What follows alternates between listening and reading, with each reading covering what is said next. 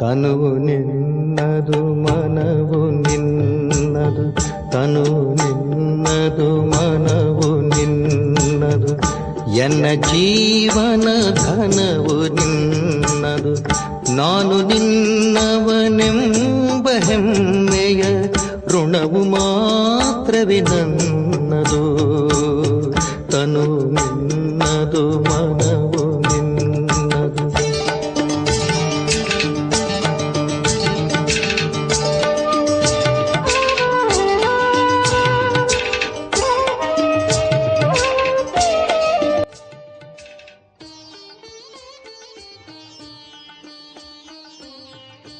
ಓಂ ಶಾಂತಿ. ಮುರಳಿಯ ದಿನಾಂಕ 3/7/2026. ಬಾಪ್ದಾದ ಮಧುಬನ. ಮಧುರ ಮಕ್ಕಳೇ, ನೀವು ಈ ನಾಟಕದ ಆದಿ ಮಧ್ಯ ಅಂತ್ಯವನ್ನು ತಿಳಿದುಕೊಂಡಿದ್ದೀರಿ.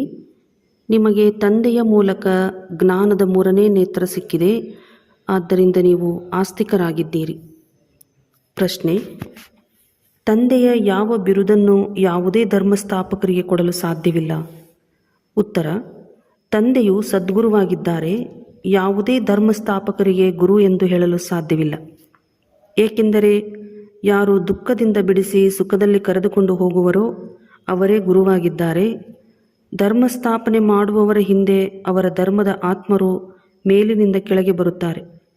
ಅವರು ಯಾರನ್ನೂ ಹಿಂತಿರುಗಿ ಕರೆದುಕೊಂಡು ಹೋಗಲು ಸಾಧ್ಯವಿಲ್ಲ. ತಂದೆಯು ಬರುತ್ತಾರೆಂದರೆ ಎಲ್ಲ ಆತ್ಮರನ್ನು ಮನೆಗೆ ಕರೆದುಕೊಂಡು ಹೋಗುತ್ತಾರೆ. ಆದ್ದರಿಂದ ಅವರು ಎಲ್ಲರ ಸದ್ಗುರುವಾಗಿದ್ದಾರೆ. ಗೀತೆ: ಈ ಪಾಪದ ಪ್ರಪಂಚದಿಂದ ನಮ್ಮನ್ನು ದೂರ ಕರೆದುಕೊಂಡು ಹೋಗಿ. ಶಿವಭಗವಾನುವಾಚ್: ಮಧುರಾತಿ ಮಧುರ ಆತ್ಮಿಕ ಮಕ್ಕಳು, ಗೀತೆಯ ಸಾಲನ್ನು ಕೇಳಿದಿರಿ. ಇದು ಪಾಪದ ಪ್ರಪಂಚವಾಗಿದೆ. ಇದು ಪಾಪಾತ್ಮರ ಪ್ರಪಂಚ ಎಂದು ಮಕ್ಕಳು ಸಹ ತಿಳಿದುಕೊಂಡಿದ್ದೀರಿ. ಇದು ಎಷ್ಟು ಕೆಟ್ಟ ಅಕ್ಷರವಾಗಿದೆ. ಆದರೆ ನಿಜವಾಗಿಯೂ ಇದು ಪಾಪಾತ್ಮರ ಪ್ರಪಂಚವಾಗಿದೆ. ಅವಶ್ಯವಾಗಿ ಯಾವುದೋ ಪುಣ್ಯಾತ್ಮರ ಪ್ರಪಂಚವಿತ್ತು, ಅದಕ್ಕೆ ಸ್ವರ್ಗ ಎಂದು ಹೇಳಲಾಗುತ್ತಿತ್ತು ಎಂಬುದನ್ನು ಮನುಷ್ಯರು ತಿಳಿದುಕೊಂಡಿಲ್ಲ. ಪಾಪಾತ್ಮರ ಪ್ರಪಂಚಕ್ಕೆ ನರಕ ಎಂದು ಹೇಳಲಾಗುತ್ತದೆ. ಭಾರತದಲ್ಲಿಯೇ ಸ್ವರ್ಗ ಮತ್ತು ನರಕದ ಬಹಳ ಚರ್ಚೆ ಇದೆ. ಮನುಷ್ಯರು ಸತ್ತರೂ ಸಹ ಸ್ವರ್ಗವಾಸಿಯಾದರು ಎಂದು ಹೇಳುತ್ತಾರೆ. ಅಂದ ಮೇಲೆ ಇದುವರೆಗೂ ನರಕವಾಸಿಯಾಗಿದ್ದರು. ಪತಿತ ಪ್ರಪಂಚದಿಂದ ಪಾವನ ಪ್ರಪಂಚದಲ್ಲಿ ಹೋದರು ಎಂದು ಇದರಿಂದ ಸಿದ್ಧವಾಗುತ್ತದೆ. ಆದರೆ ಮನುಷ್ಯರಿಗೆ ಏನೂ ತಿಳಿದಿಲ್ಲ. ಏನು ಬರುತ್ತದೆಯೋ ಅದನ್ನು ಹೇಳಿಬಿಡುತ್ತಾರೆ. ಯಥಾರ್ಥ ಅರ್ಥವೇನನ್ನು ತಿಳಿದುಕೊಂಡಿಲ್ಲ. ತಂದೆಯು ಬಂದು ಮಕ್ಕಳಿಗೆ ಸಮಾಧಾನಪಡಿಸುತ್ತಾರೆ. ಇನ್ನೂ ಸ್ವಲ್ಪ ತಾಳ್ಮೆ ವಹಿಸಿ. ನೀವು ಪಾಪಗಳ ಹೊರೆಯಿಂದ ಬಹಳ ಭಾಗಿಯಾಗಿ ಬಿಟ್ಟಿದ್ದೀರಿ.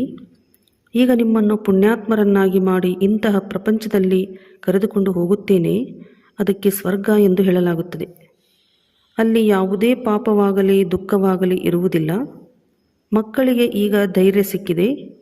ನಾವು ಇಂದು ಇಲ್ಲಿದ್ದೇವೆ, ನಾಳೆ ನಮ್ಮ ಶಾಂತಿಧಾಮ ಸುಖಧಾಮಕ್ಕೆ ಹೋಗುತ್ತೇವೆ. ಹೇಗೆ ರೋಗಿ ಮನುಷ್ಯರು ಸ್ವಲ್ಪ ಸರಿ ಹೋದರೆ ಸಾಕು, ವೈದ್ಯರು ನೀವು ಬಹುಬೇಗನೆ ಚೆನ್ನಾಗಿ ಆಗಿಬಿಡುತ್ತೀರಿ ಎಂದು ಧೈರ್ಯ ತರಿಸುತ್ತಾರೆ. ಈಗ ಇದಂತೂ ಬೇಹದ್ದಿನ ಧೈರ್ಯವಾಗಿದೆ. ಬೇಹದ್ದಿನ ತಂದೆಯು ತಿಳಿಸುತ್ತಾರೆ, ನೀವಂತೂ ಬಹಳ ದುಃಖ ಪತಿತರಾಗಿ ಬಿಟ್ಟಿದ್ದೀರಿ. ನಾನೀಗ ಮಕ್ಕಳನ್ನು ಆಸ್ತಿಕರನ್ನಾಗಿ ಮಾಡುತ್ತೇನೆ. ಮತ್ತೆ ರಚನೆಯ ಪರಿಚಯವನ್ನು ಕೊಡುತ್ತೇನೆ. ಋಷಿ ಮುನಿಗಳಂತೂ ನಾವು ರಚಯಿತ ಮತ್ತು ರಚನೆಯನ್ನು ತಿಳಿದುಕೊಂಡಿಲ್ಲ ಎಂದು ಹೇಳುತ್ತಾ ಬಂದಿದ್ದಾರೆ. ಅಂದ ಮೇಲೆ ಈಗ ಅವರನ್ನು ಯಾರು ಅರಿತುಕೊಂಡಿದ್ದಾರೆ? ಯಾವಾಗ ಮತ್ತು ಯಾರ ಮೂಲಕ ಅರಿತುಕೊಳ್ಳಬಹುದು ಎಂಬುದೂ ಸಹ ಯಾರಿಗೂ ತಿಳಿದಿಲ್ಲ. ನಾಟಕದ ಆದಿ ಮಧ್ಯ ಅಂತ್ಯವನ್ನು ಯಾರೂ ತಿಳಿದುಕೊಂಡಿಲ್ಲ. ತಂದೆಯು ಹೇಳುತ್ತಾರೆ, ನಾನು ಸಂಗಮಯುಗದಲ್ಲಿ ಬಂದು ನಾಟಕದ ಅನುಸಾರ ಮಕ್ಕಳನ್ನು ಮೊಟ್ಟಮೊದಲು ಆಸ್ತಿಕರನ್ನಾಗಿ ಮಾಡುತ್ತೇನೆ. ನಂತರ ನಿಮಗೆ ರಚನೆಯ ಆದಿ ಮಧ್ಯ ಅಂತ್ಯದ ರಹಸ್ಯವನ್ನು ತಿಳಿಸುತ್ತೇನೆ. ಅರ್ಥಾತ್ ನಿಮ್ಮ ಜ್ಞಾನದ 3ನೇ ಕಣ್ಣನ್ನು ತೆರೆಯುತ್ತೇನೆ. ನಿಮಗೆ ಪ್ರಕಾಶತೆಯು ಸಿಕ್ಕಿದೆ. ಹೇಗೆ ಕಣ್ಣಿನ ದೃಷ್ಟಿಯು ಹೊರಟು ಹೋದರೆ ಮನುಷ್ಯರು ಕುರುಡರಾಗಿ ಬಿಡುತ್ತಾರೆ. ಈ ಸಮಯದಲ್ಲಿ ಮನುಷ್ಯರಿಗೆ ಜ್ಞಾನದ 3ನೇ ನೇತ್ರವಿಲ್ಲ. ಮನುಷ್ಯರಾಗಿಯೂ ತಂದೆ ಮತ್ತು ರಚನೆಯ ಆದಿ ಮಧ್ಯ ಅಂತ್ಯವನ್ನು ತಿಳಿದುಕೊಂಡಿಲ್ಲವೆಂದರೆ ಅವರಿಗೆ ಬುದ್ಧಿಹೀನರೆಂದು ಹೇಳಲಾಗುತ್ತದೆ. ಅಂಧರ ಮಕ್ಕಳು ಅಂಧರು, ಒಳ್ಳೆಯವರ ಮಕ್ಕಳು ಒಳ್ಳೆಯವರೆಂದು ಗೀತೆಯಲ್ಲಿಯೂ ಇದೆ. ಮಹಾಭಾರತ ಯುದ್ಧವಾಗಿತ್ತು ಮತ್ತು ಒಂದು ಆದಿಸನಾತನ ದೇವಿ ದೇವತಾ ಧರ್ಮದ ಸ್ಥಾಪನೆಯಾಗಿತ್ತು ಎಂದು ತೋರಿಸುತ್ತಾರೆ. ತಂದೆಯು ಬಂದು ಆತ್ಮರಿಗೆ ಸತ್ಯಯುಗಿ ಸ್ವರಾಜ್ಯವನ್ನು ಕೊಡುವುದಕ್ಕಾಗಿ ರಾಜಯೋಗವನ್ನು ಕಲಿಸಿದ್ದರು. ಆತ್ಮರು ಹೇಳುತ್ತಾರೆ, ನಾನು ರಾಜನಾಗಿದ್ದೇನೆ, ನಾನು ವಕೀಲನಾಗಿದ್ದೇನೆ ಎಂದು. ಈಗ ವಿಶ್ವದ ರಚಯಿತ ತಂದೆಯ ಮೂಲಕ ನಾವು ವಿಶ್ವದ ಸ್ವರಾಜ್ಯವನ್ನು ಪಡೆಯುತ್ತಿದ್ದೇವೆ ಎಂದು ನೀವಾತ್ಮರಿಗೆ ಗೊತ್ತಿದೆ. ಅವರು ಯಾವುದರ ರಚಯಿತನಾಗಿದ್ದಾರೆ? ಹೊಸ ಪ್ರಪಂಚದ ರಚಯಿತ. ತಂದೆಯು ಹೊಸ ಸೃಷ್ಟಿಯನ್ನು ರಚಿಸುತ್ತಾರೆ, ರಚಯಿತನೂ ಆಗಿದ್ದಾರೆ ಮತ್ತು ಅವರಲ್ಲಿ ಸಂಪೂರ್ಣ ಜ್ಞಾನವೂ ಇದೆ. ಇಡೀ ವಿಶ್ವದ ಚರಿತ್ರೆಯನ್ನು ಮತ್ಯಾರೂ ತಿಳಿದುಕೊಂಡಿಲ್ಲ. ಯಾರಿಗೂ ಜ್ಞಾನದ ಮೂರನೇ ನೇತ್ರವಿಲ್ಲ. ತಂದೆಯ ವಿನಃ ಯಾರೂ ಮೂರನೇ ನೇತ್ರವನ್ನು ಕೊಡಲು ಸಾಧ್ಯವಿಲ್ಲ. ವಿಶ್ವದ ಚರಿತ್ರೆ, ಭೂಗೋಳ, ಮೂಲವತನ, ಸೂಕ್ಷ್ಮವತನ, ಸ್ಥೂಲವತನ ಇದೆಲ್ಲವನ್ನೂ ನೀವು ತಿಳಿದುಕೊಂಡಿದ್ದೀರಿ. ಮೂಲವತನವು ಆತ್ಮರ ಸೃಷ್ಟಿಯಾಗಿದೆ. ನಾವು ಬ್ರಹ್ಮತತ್ವದಲ್ಲಿ ಲೀನವಾಗಿ ಬಿಡುತ್ತೇವೆಂದು ಸನ್ಯಾಸಿಗಳು ಹೇಳುತ್ತಾರೆ. ಆದರೆ ಇಲ್ಲ, ನಿಮಗೆ ಗೊತ್ತಿದೆ, ಹೋಗಿ ಬ್ರಹ್ಮತತ್ವದಲ್ಲಿ ನಿವಾಸ ಮಾಡುತ್ತಾರೆ. ಅದು ಶಾಂತಿಧಾಮ ಮನೆಯಾಗಿದೆ. ಸನ್ಯಾಸಿಗಳು ಬ್ರಹ್ಮತತ್ವವೇ ಭಗವಂತ ಎಂದು ಹೇಳುತ್ತಾರೆ. ಎಷ್ಟೊಂದು ವ್ಯತ್ಯಾಸವಿದೆ. ಬ್ರಹ್ಮತತ್ವವಂತೂ ತತ್ವವಾಗಿದೆ. ಹೇಗೆ ಆಕಾಶ ತತ್ವವಿದೆ ಹಾಗೆಯೇ ಬ್ರಹ್ಮವೂ ತತ್ವವಾಗಿದೆ. ಅಲ್ಲಿ ನಾವಾತ್ಮರು ಮತ್ತು ಪರಮಪಿತ ಪರಮಾತ್ಮನು ನಿವಾಸ ಮಾಡುತ್ತೇವೆ. ಅದಕ್ಕೆ ಮಧುರ ಮನೆ ಎಂದು ಹೇಳಲಾಗುತ್ತದೆ. ಅದು ಆತ್ಮಗಳ ಮನೆಯಾಗಿದೆ. ಮಕ್ಕಳಿಗೆ ಅರ್ಥವಾಗಿದೆ, ಬ್ರಹ್ಮತತ್ವದಲ್ಲಿ ಯಾವುದೇ ಆತ್ಮರು ಲೀನವಾಗುವುದಿಲ್ಲ ಮತ್ತು ಆತ್ಮ ಎಂದು ವಿನಾಶ ಹೊಂದುವುದಿಲ್ಲ. ಆತ್ಮವು ಅವಿನಾಶಿಯಾಗಿದೆ. ಈ ನಾಟಕವೂ ಸಹ ಮಾಡಲ್ಪಟ್ಟ ಅವಿನಾಶಿಯಾಗಿದೆ. ಈ ನಾಟಕದಲ್ಲಿ ಎಷ್ಟೊಂದು ಮಂದಿ ಪಾತ್ರಧಾರಿಗಳಿದ್ದಾರೆ. ಈಗ ಸಂಗಮಯುಗವಾಗಿದೆ. ಈಗ ಎಲ್ಲ ಪಾತ್ರಧಾರಿಗಳು ಹಾಜರಾಗಿದ್ದಾರೆ. ಹೇಗೆ ನಾಟಕವು ಮುಕ್ತಾಯವಾದಾಗ ಎಲ್ಲ ಪಾತ್ರಧಾರಿಗಳು, ನಿರ್ದೇಶಕ ಮೊದಲಾದವರೆಲ್ಲರೂ ಬಂದು ಹಾಜರಾಗುತ್ತಾರೆ. ಈ ಸಮಯದಲ್ಲಿ ಈ ಬೇಹದ್ದಿನ ನಾಟಕವೂ ಸಹ ಮುಕ್ತಾಯವಾಗುತ್ತದೆ, ಮತ್ತೆ ಪುನರಾವರ್ತನೆ ಆಗುತ್ತದೆ. ಆ ಹದ್ದಿನ ನಾಟಕಗಳಲ್ಲಿ ಬದಲಾವಣೆ ಆಗಬಹುದು. ನಾಟಕವು ಹಳೆಯದಾಗಿ ಬಿಡುತ್ತದೆ. ಆದರೆ ಈ ಬೇಹದ್ದಿನ ನಾಟಕವು ಅನಾದಿ ಅವಿನಾಶಿಯಾಗಿದೆ. ತಂದೆಯು ತ್ರಿಕಾಲದರ್ಶಿ, ತ್ರಿನೇತ್ರಿಗಳನ್ನಾಗಿ ಮಾಡುತ್ತಾರೆ. ದೇವತೆಗಳು ತ್ರಿಕಾಲದರ್ಶಿಗಳಾಗಿರುವುದಿಲ್ಲ. ಶೂದ್ರ ವರ್ಣದವರೂ ತ್ರಿಕಾಲದರ್ಶಿಗಳಾಗಿರುವುದಿಲ್ಲ. ಕೇವಲ ನೀವು ಬ್ರಾಹ್ಮಣ ವರ್ಣದವರೇ ತ್ರಿಕಾಲದರ್ಶಿಗಳಾಗಿದ್ದೀರಿ. ಎಲ್ಲಿಯವರೆಗೆ ಬ್ರಾಹ್ಮಣರು ಆಗುವುದಿಲ್ಲವೋ ಅಲ್ಲಿಯವರೆಗೆ ಜ್ಞಾನದ ಮೂರನೇ ನೇತ್ರವು ಸಿಗಲು ಸಾಧ್ಯವಿಲ್ಲ. ನೀವು ವೃಕ್ಷದ ಆದಿ, ಮಧ್ಯ, ಅಂತ್ಯವನ್ನು, ಎಲ್ಲ ಧರ್ಮಗಳನ್ನು ತಿಳಿದುಕೊಂಡಿದ್ದೀರಿ. ನೀವೂ ಸಹ ಮಾಸ್ಟರ್ ಜ್ಞಾನಪೂರ್ಣರಾಗುತ್ತೀರಿ. ತಂದೆಯು ಮಕ್ಕಳನ್ನು ತಮ್ಮ ಸಮಾನರನ್ನಾಗಿ ಮಾಡುತ್ತಾರೆ. ಜ್ಞಾನಸಾಗರನು ಒಬ್ಬರೇ ತಂದೆಯಾಗಿದ್ದಾರೆ. ಅವರು ಎಲ್ಲ ಆತ್ಮರ ತಂದೆಯಾಗಿದ್ದಾರೆ. ಎಲ್ಲ ಮಕ್ಕಳನ್ನು ಆಸ್ತಿಕರನ್ನಾಗಿ ಮಾಡಿ ತ್ರಿಕಾಲದರ್ಶಿಗಳನ್ನಾಗಿ ಮಾಡುತ್ತಾರೆ.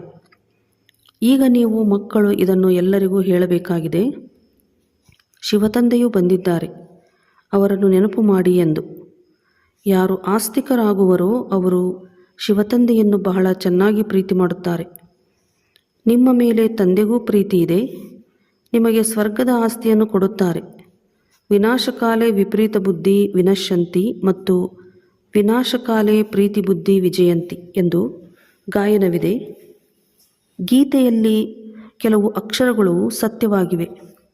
ಶ್ರೀಮದ್ ಭಗವದ್ಗೀತೆಯು ಸರ್ವೋತ್ತಮ ಶಾಸ್ತ್ರವಾಗಿದೆ. ಆದಿಸನಾತನ ದೇವಿ ದೇವತಾ ಧರ್ಮದ ಶಾಸ್ತ್ರವಾಗಿದೆ. ಇದನ್ನೂ ತಿಳಿಸಿದ್ದಾರೆ. ಮುಖ್ಯವಾಗಿ 4 ಧರ್ಮಶಾಸ್ತ್ರಗಳಿವೆ ಮತ್ತು ಅನ್ಯ ಧರ್ಮದವರೆಲ್ಲರೂ ಕೇವಲ ತಮ್ಮ ಧರ್ಮ ಸ್ಥಾಪನೆ ಮಾಡಲು ಬರುತ್ತಾರೆ. ಅವರು ರಾಜ್ಯಭಾರ ಮಾಡುವ ಮಾತಿಲ್ಲ ಮತ್ತು ಅವರಿಗೆ ಗುರುಗಳು ಎಂದು ಹೇಳಲು ಸಾಧ್ಯವಿಲ್ಲ. ಹಿಂತಿರುಗಿ ಕರೆದುಕೊಂಡು ಹೋಗುವುದೇ ಗುರುಗಳ ಕರ್ತವ್ಯವಾಗಿದೆ. ಇಬ್ರಾಹಿಂ, ಬುದ್ಧ, ಕ್ರಿಸ್ತ ಮೊದಲಾದವರು ಬರುತ್ತಾರೆ. ಅವರ ಹಿಂದೆ ಅವರ ವಂಶಾವಳಿಯೂ ಬರುತ್ತದೆ. ಆದರೆ ಯಾರು ದುಃಖದಿಂದ ಬಿಡಿಸಿ ಸುಖದಲ್ಲಿ ಕರೆದುಕೊಂಡು ಹೋಗುವರೋ ಅವರೇ ನಿಜವಾದ ಗುರುವಾಗಿದ್ದಾರೆ. ಇವರಂತೂ ಕೇವಲ ಧರ್ಮಸ್ಥಾಪನೆ ಮಾಡಲು ಬರುತ್ತಾರೆ. ಇಲ್ಲಿ ಅನೇಕರಿಗೆ ಗುರುಗಳು ಎಂದು ಹೇಳಿಬಿಡುತ್ತಾರೆ. ವಾಸ್ತವದಲ್ಲಿ ಬ್ರಹ್ಮ ವಿಷ್ಣು ಶಂಕರರಿಗೂ ಸಹ ಗುರು ಎಂದು ಹೇಳಲು ಸಾಧ್ಯವಿಲ್ಲ. ಶಿವತಂದೆಯೊಬ್ಬರೇ ಸರ್ವರ ಸದ್ಗತಿದಾತ ಆಗಿದ್ದಾರೆ. ಒಬ್ಬ ರಾಮನನ್ನೇ ಕರೆಯುತ್ತಾರೆ.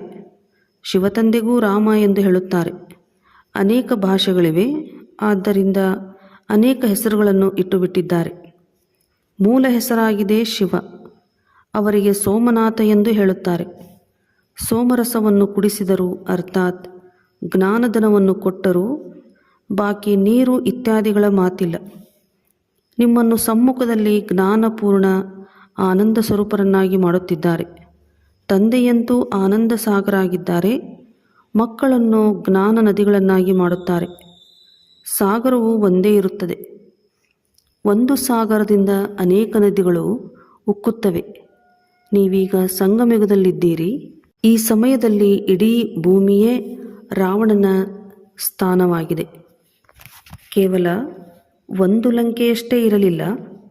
ಇಡೀ ಭೂಮಿಯ ಮೇಲೆ ರಾವಣ ರಾಜ್ಯವಿತ್ತು. ರಾಮರಾಜ್ಯದಲ್ಲಿ ಬಹಳ ಕೆಲವರೇ ಮನುಷ್ಯರಿರುತ್ತಾರೆ. ಇದು ಕೇವಲ ಈಗ ನಿಮ್ಮ ಬುದ್ಧಿಯಲ್ಲಿದೆ. ತಂದೆಯು ತಿಳಿಸಿದ್ದಾರೆ, ನಾನು ಬ್ರಾಹ್ಮಣ, ದೇವತಾ, ಕ್ಷತ್ರಿಯ ಮೂರೂ ಧರ್ಮಗಳ ಸ್ಥಾಪನೆ ಮಾಡುತ್ತೇನೆ. ನಂತರ ವೈಶ್ಯ, ಶೂದ್ರವರ್ಣದಲ್ಲಿ ಮತ್ತೆಲ್ಲರೂ ಬಂದು ತಮ್ಮ ತಮ್ಮ ಧರ್ಮ ಸ್ಥಾಪನೆ ಮಾಡುತ್ತಾರೆ. ಅನೇಕ ಧರ್ಮಗಳ ವಿನಾಶವನ್ನೂ ಮಾಡಿಸುತ್ತಾರೆ. ಭಾರತದಲ್ಲಿ ತ್ರಿಮೂರ್ತಿಯ ಚಿತ್ರವನ್ನೂ ಮಾಡುತ್ತಾರೆ. ಆದರೆ ಅದರಲ್ಲಿ ಶಿವನ ಚಿತ್ರವನ್ನು ಮರೆಮಾಡಿಬಿಟ್ಟಿದ್ದಾರೆ. ಶಿವನಿಂದಲೇ ಸಿದ್ಧವಾಗುತ್ತದೆ. ಪರಮಪಿತ ಪರಮಾತ್ಮ ಶಿವನು ಬ್ರಹ್ಮರವರ ಮೂಲಕ ಸ್ಥಾಪನೆಯನ್ನು, ವಿಷ್ಣುವಿನ ಮೂಲಕ ಪಾಲನೆಯನ್ನು ಮಾಡಿಸುತ್ತಾರೆ. ಅವರಿಗೆ ಮಾಡಿಸುವವರೆಂದು ಹೇಳಲಾಗುತ್ತದೆ. ತಾವೂ ಕರ್ಮ ಮಾಡುತ್ತಾರೆ, ಮಕ್ಕಳಿಗೂ ಕಲಿಸುತ್ತಾರೆ. ಕರ್ಮ, ಅಕರ್ಮ, ವಿಕರ್ಮದ ಗತಿಯನ್ನು ತಿಳಿಸುತ್ತಾರೆ. ರಾವಣ ರಾಜ್ಯದಲ್ಲಿ ನೀವು ಯಾವ ಕರ್ಮ ಮಾಡುತ್ತೀರೋ ಅದು ವಿಕರ್ಮವಾಗಿ ಬಿಡುತ್ತದೆ. ಸತ್ಯುಗದಲ್ಲಿ ನೀವು ಯಾವ ಕರ್ಮ ಮಾಡುತ್ತೀರೋ ಅದು ಅಕರ್ಮವಾಗುತ್ತದೆ. ಇಲ್ಲಿ ವಿಕರ್ಮವೇ ಆಗುತ್ತದೆ, ಏಕೆಂದರೆ ರಾವಣ ರಾಜ್ಯವಾಗಿದೆ. ಸತ್ಯಯುಗದಲ್ಲಿ 5 ವಿಕಾರಗಳಿರುವುದೇ ಇಲ್ಲ. ಒಂದೊಂದು ಮಾತು ತಿಳಿದುಕೊಳ್ಳುವಂಥದ್ದಾಗಿದೆ. 1 ಸೆಕೆಂಡಿನಲ್ಲಿ ತಿಳಿಸಲಾಗುತ್ತದೆ. ಓಂನ ಅರ್ಥವನ್ನು ಮನುಷ್ಯರು ಬಹಳ ವಿಸ್ತಾರವಾಗಿ ತಿಳಿಸುತ್ತಾರೆ. ತಂದೆಯು ಹೇಳುತ್ತಾರೆ, ಓಂ ಎಂದರೆ ನಾನು ಆತ್ಮ, ಇದು ನನ್ನ ಶರೀರವಾಗಿದೆ. ಎಷ್ಟು ಸಹಜವಾಗಿದೆ. ನಾವು ಸುಖಧಾಮದಲ್ಲಿ ಹೋಗುತ್ತಿದ್ದೇವೆ ಎಂದು ನೀವು ತಿಳಿದುಕೊಂಡಿದ್ದೀರಿ. ಕೃಷ್ಣನ ಮಂದಿರಕ್ಕೆ ಸುಖಧಾಮ ಎಂದು ಹೇಳುತ್ತಾರೆ. ವಾಸ್ತವದಲ್ಲಿ ಕೃಷ್ಣಪುರಿಯಾಗಿದೆ. ಮಾತೆಯರು ಕೃಷ್ಣಪುರಿಯಲ್ಲಿ ಹೋಗುವುದಕ್ಕಾಗಿ ಬಹಳ ಪರಿಶ್ರಮ ಪಡುತ್ತಾರೆ. ನೀವೀಗ ಭಕ್ತಿ ಮಾಡುವುದಿಲ್ಲ. ನಿಮಗೆ ಜ್ಞಾನ ಸಿಕ್ಕಿದೆ. ಮತ್ಯಾವುದೇ ಮನುಷ್ಯ ಮಾತ್ರರಲ್ಲಿ ಈ ಜ್ಞಾನವಿಲ್ಲ. ನಾನು ನಿಮ್ಮನ್ನು ಪಾವನರನ್ನಾಗಿ ಮಾಡಿ ಹೋಗುತ್ತೇನೆ. ನಂತರ ಪತಿತರನ್ನಾಗಿ ಯಾರು ಮಾಡುತ್ತಾರೆ? ಇದನ್ನು ಯಾರೂ ತಿಳಿಸಲು ಸಾಧ್ಯವಿಲ್ಲ. ಎಲ್ಲ ಪುರುಷರು ಅಥವಾ ಸ್ತ್ರೀಯರು ಭಕ್ತಿನಿಯರಾಗಿದ್ದಾರೆ, ಸೀತೆಯರಾಗಿದ್ದಾರೆ. ಎಲ್ಲರ ಸದ್ಗತಿ ಮಾಡುವವರು ಶಿವತಂದೆಯಾಗಿದ್ದಾರೆ. ಎಲ್ಲರೂ ರಾವಣನ ಬಂಧನದಲ್ಲಿದ್ದಾರೆ. ಇದು ದುಃಖಧಾಮವಾಗಿದೆ. ತಂದೆಯು ನಿಮ್ಮನ್ನು ಸುಖಧಾಮದ ಮಾಲೀಕರನ್ನಾಗಿ ಮಾಡುತ್ತಾರೆ. ಇಂತಹ ತಂದೆಯನ್ನು 5000 ವರ್ಷಗಳ ನಂತರ ಕೇವಲ ನೀವು ನೋಡುತ್ತೀರಿ. ಲಕ್ಷ್ಮೀನಾರಾಯಣರ ಆತ್ಮಕ್ಕೆ ಈಗ ಜ್ಞಾನವಿದೆ. ನಾವು ಬಾಲ್ಯದಲ್ಲಿ ಈ ಕೃಷ್ಣನಾಗುತ್ತೇನೆ, ನಂತರ ದೊಡ್ಡವನಾಗಿ ಹೀಗೆ ಶರೀರ ಬಿಡುತ್ತೇನೆ, ಮತ್ತೆ ಇನ್ನೊಂದು ಶರೀರ ತೆಗೆದುಕೊಳ್ಳುತ್ತೇನೆ, ಮತ್ಯಾರಿಗೂ ಈ ಜ್ಞಾನವಿಲ್ಲ ಎಂದು ತಂದೆಯು ಹೇಳುತ್ತಾರೆ. ನೀವೆಲ್ಲರೂ ಪಾರ್ವತಿಯರಾಗಿದ್ದೀರಿ. ಶಿವತಂದೆಯು ನಿಮ್ಮನ್ನು ಅಮರರನ್ನಾಗಿ ಮಾಡಲು ಅಮರಲೋಕದಲ್ಲಿ ಕರೆದುಕೊಂಡು ಹೋಗುವುದಕ್ಕಾಗಿ ಅಮರಕಥೆಯನ್ನು ತಿಳಿಸುತ್ತಿದ್ದಾರೆ. ಇದು ಮೃತ್ಯುಲೋಕವಾಗಿದೆ. ನೀವೆಲ್ಲ ಪಾರ್ವತಿಯರು ಅಮರನಾಥನ ಮೂಲಕ ಅಮರಕಥೆಯನ್ನು ಕೇಳುತ್ತಿದ್ದೀರಿ. ನೀವು ಸತ್ಯವಾಗಿ ಆಗುತ್ತೀರಿ. ಕೇವಲ ತಂದೆಯನ್ನು ನೆನಪು ಮಾಡಿದರೆ ಆತ್ಮವು ಅಮರನಾಗುತ್ತದೆ. ಅಲ್ಲಿ ದುಃಖದ ಮಾತುಗಳಿರುವುದಿಲ್ಲ. ಹೇಗೆ ಸರ್ಪವು ಒಂದು ಪೊರೆಯನ್ನು ಬಿಟ್ಟು ಇನ್ನೊಂದನ್ನು ತೆಗೆದುಕೊಳ್ಳುತ್ತದೆ. ಇವೆಲ್ಲ ಉದಾಹರಣೆಗಳು ಇಲ್ಲಿಯದಾಗಿದೆ. ಭ್ರಮರಿಯ ಉದಾಹರಣೆಯೂ ಇಲ್ಲಿಯದಾಗಿದೆ. ನೀವು ಬ್ರಾಹ್ಮಣರು ಏನು ಮಾಡುತ್ತೀರಿ? ವಿಕಾರಿ ಕೀಟಗಳನ್ನು ಪರಿವರ್ತನೆ ಮಾಡಿ ದೇವತೆಗಳನ್ನಾಗಿ ಮಾಡುವಿರಿ. ಮನುಷ್ಯರದೇ ಮಾತಾಗಿದೆ. ಭ್ರಮರಿಯದಂತೂ ಇದೊಂದು ದೃಷ್ಟಾಂತವಾಗಿದೆ. ನೀವು ಬ್ರಾಹ್ಮಣ ಮಕ್ಕಳು ಈಗ ತಂದೆಯ ಮೂಲಕ ಅಮರಕಥೆಯನ್ನು ಕೇಳುತ್ತಿದ್ದೀರಿ. ಅನ್ಯರಿಗೆ ಕುಳಿತು ಜ್ಞಾನದ ಬೂಬು ಮಾಡುತ್ತೀರಿ. ಇದರಿಂದ ಮನುಷ್ಯನಿಂದ ದೇವತೆ, ಸ್ವರ್ಗದ ಪರಿಗಳಾಗಿ ಬಿಡುವಿರು. ಕೇವಲ ಮಾನಸ ಸರೋವರದಲ್ಲಿ ಮುಳುಗಿದರೆ ಯಾರೂ ದೇವತೆಗಳಾಗುವುದಿಲ್ಲ. ಇದೆಲ್ಲವೂ ಸುಳ್ಳಾಗಿದೆ. ನೀವು ಸುಳ್ಳನ್ನೇ ಕೇಳುತ್ತಾ ಬಂದಿದ್ದೀರಿ. ಈಗ ತಂದೆಯು ಸತ್ಯವಂತರನ್ನಾಗಿ ಮಾಡುತ್ತಾರೆ. ತಂದೆಯು ಹೇಳುತ್ತಾರೆ, ತಮ್ಮನ್ನು ಆತ್ಮ ಎಂದು ತಿಳಿಯಿರಿ. ನೀವು ತಿಳಿದುಕೊಂಡಿದ್ದೀರಿ.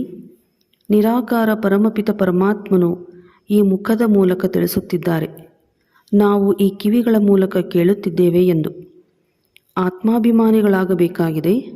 ಮತ್ತು ಪರಮಾತ್ಮನೂ ಸಹ ನಾನು ಯಾರು ಎಂಬುದನ್ನು ಅನುಭೂತಿ ಮಾಡಿಸುತ್ತಾರೆ. ಮತ್ಯಾರೂ ಆತ್ಮಾಭಿಮಾನಿಗಳನ್ನಾಗಿ ಮಾಡಲು ಸಾಧ್ಯವಿಲ್ಲ. ತಂದೆಯ ವಿನಃ ಆತ್ಮಾಭಿಮಾನಿಗಳಾಗಿ ಎಂಬುದನ್ನು ಬೇರೆ ಯಾರೂ ಹೇಳಲು ಸಾಧ್ಯವಿಲ್ಲ. ಶಿವ ಜಯಂತಿಯನ್ನು ಆಚರಿಸುತ್ತಾರೆ. ಆದರೆ ಅವರ ಜಯಂತಿ ಹೇಗಾಗುವುದು ಎಂಬುದನ್ನು ತಿಳಿದುಕೊಂಡಿಲ್ಲ. ತಂದೆಯೇ ಸ್ವಯಂ ಬಂದು ತಿಳಿಸುತ್ತಾರೆ, ನಾನು ಸಾಧಾರಣ ವೃದ್ಧನ ತನುವಿನಲ್ಲಿ ಪ್ರವೇಶ ಮಾಡುತ್ತೇನೆ. ಇಲ್ಲದಿದ್ದರೆ ಬ್ರಹ್ಮ ಎಲ್ಲಿಂದ ಬರುವರು? ಪತಿತ ಶರೀರವೇ ಬೇಕಾಗಿದೆ. ಸೂಕ್ಷ್ಮವತನವಾಸಿ ಬ್ರಹ್ಮನಲ್ಲಿ ವಿರಾಜಮಾನವಾಗಿ ಬ್ರಾಹ್ಮಣರನ್ನು ರಚಿಸುವುದಿಲ್ಲ. ನಾನು ಪತಿತ ಶರೀರ, ಪತಿತ ಪ್ರಪಂಚದಲ್ಲಿ ಬರುತ್ತೇನೆ. ಬ್ರಹ್ಮನ ಮೂಲಕ ಸ್ಥಾಪನೆ ಎಂದು ಗಾಯನವಿದೆ. ಯಾವುದರ ಸ್ಥಾಪನೆ ಮಾಡುವರೋ, ಯಾರು ಈ ಜ್ಞಾನವನ್ನು ಪಡೆಯುವರೋ ಅವರು ಈ ದೇವತೆಗಳು ಆಗಿಬಿಡುತ್ತಾರೆ. ಮನುಷ್ಯರು ಬ್ರಹ್ಮನ ಚಿತ್ರವನ್ನು ನೋಡಿ ತಬ್ಬಿಬ್ಬಾಗುತ್ತಾರೆ. ಇದಂತೂ ದಾದಾರವರ ಚಿತ್ರ ಎಂದು ಹೇಳುತ್ತಾರೆ. ಪ್ರಜಾಪಿತ ಬ್ರಹ್ಮನಂತೂ ಅವಶ್ಯವಾಗಿ ಇಲ್ಲಿಯೇ ಇರುವರು. ಸೂಕ್ಷ್ಮವತನದಲ್ಲಿ ಪ್ರಜೆಗಳನ್ನು ಹೇಗೆ ರಚಿಸುವರು? ಪ್ರಜಾಪಿತನ ಮಕ್ಕಳು ಸಾವಿರಾರು ಮಂದಿ ಬ್ರಹ್ಮಕುಮಾರ ಕುಮಾರಿಯರಿದ್ದಾರೆ. ಅಂದ ಮೇಲೆ ಇದು ಸುಳ್ಳಾಗಿದೆಯೇ? ನಾವು ಶಿವತಂದೆಯ ಮೂಲಕ ಆಸ್ತಿಯನ್ನು ಪಡೆಯುತ್ತಿದ್ದೇವೆ. ನೀವು ಮಕ್ಕಳಿಗೆ ತಿಳಿಸಲಾಗಿದೆ, ಸೂಕ್ಷ್ಮವತನದಲ್ಲಿರುವವರು ಅವ್ಯಕ್ತ ಬ್ರಹ್ಮನಾಗಿದ್ದಾರೆ. ಪ್ರಜಾಪಿತನಂತೂ ಸಾಕಾರದಲ್ಲಿ ಬೇಕು. ಈ ಪತಿತರೇ ನಂತರ ಪಾವನರಾಗುತ್ತಾರೆ. ತತತ್ವಂ. ಒಳ್ಳೆಯದು. ಮಧುರಾತಿ ಮಧುರ ಅಗಲಿ ಹೋಗಿ ಮರಳಿ ಸಿಕ್ಕಿರುವ ಮಕ್ಕಳ ಪ್ರತಿ ಮಾತಾಪಿತಾ ಬಾಪ್ತಾದಾರವರ ನೆನಪು, ಪ್ರೀತಿ ಹಾಗೂ ಸುಪ್ರಭಾತ. ಆತ್ಮಿಕ ಮಕ್ಕಳಿಗೆ ಆತ್ಮಿಕ ತಂದೆಯ ನಮಸ್ತೆ. ಆತ್ಮಿಕ ಮಕ್ಕಳಿಂದ ಆತ್ಮಿಕ ತಂದೆಗೆ ನಮಸ್ತೆ ನಮಸ್ತೆ ನಮಸ್ತೆ. ಧಾರಣೆಗಾಗಿ ಮುಖ್ಯ ಸಾರ. ಆತ್ಮಾಭಿಮಾನಿಗಳಾಗಿ ಈ ಕಿವಿಗಳ ಮೂಲಕ ಅಮರಕತೆಯನ್ನು ಕೇಳಬೇಕಾಗಿದೆ. ಜ್ಞಾನದ ಬೂಬೂ ಮಾಡಿ ತಮ್ಮ ಸಮಾನ ಮಾಡಿಕೊಳ್ಳುವ ಸೇವೆಯಲ್ಲಿ ಇರಬೇಕಾಗಿದೆ. ತಂದೆಯ ಸಮಾನ ಜ್ಞಾನ ಸ್ವರೂಪ, ಆನಂದ ಸ್ವರೂಪರಾಗಬೇಕಾಗಿದೆ. ಸೋಮರಸವನ್ನು ಕುಡಿಯಬೇಕು ಮತ್ತು ಕುಡಿಸಬೇಕಾಗಿದೆ. ವರದಾನ: ಮಾಯೆಯ ವಿಘ್ನಗಳನ್ನು ಆಟದಂತೆ ಅನುಭವ ಮಾಡುವಂತಹ ಮಾಸ್ಟರ್ ವಿಶ್ವ ನಿರ್ಮಾಣಕರ್ತ ಆಗಿರಿ. ಯಾವುದೇ ಚಿಕ್ಕ ಮಕ್ಕಳು ವೃದ್ಧರ ಮುಂದೆ ತಮ್ಮ ಬಾಲ್ಯದ ಹುಡುಗಾಟಿಕೆಯ ಕಾರಣದಿಂದ ಏನಾದರೂ ಮಾತನಾಡುತ್ತಾರೆ ಅಥವಾ ಯಾವುದೇ ಅಂತಹ ಕರ್ತವ್ಯವನ್ನು ಮಾಡಿದರೂ ಸಹ ವೃದ್ಧರು ತಿಳಿಯುತ್ತಾರೆ, ಇವರು ನಿರ್ದೋಷಿ, ಬುದ್ಧಿ ಇಲ್ಲದವರು, ಚಿಕ್ಕ ಮಕ್ಕಳು ಎಂದು ತಿಳಿಯುತ್ತಾರೆ. ಅದರಿಂದ ಹೇಗೆ ಯಾವುದೇ ಪ್ರಭಾವವಾಗುವುದಿಲ್ಲವೋ ಹಾಗೆಯೇ ಯಾವಾಗ ತಾವು ತಮ್ಮನ್ನು ಮಾಸ್ಟರ್ ವಿಶ್ವ ನಿರ್ಮಾಣಕರ್ತನೆಂದು ತಿಳಿಯುತ್ತೀರಿ, ಆಗ ಮಾಯೆಯ ವಿಘ್ನಗಳು ಮಕ್ಕಳ ಆಟದಂತೆ ಭಾಸವಾಗುತ್ತದೆ.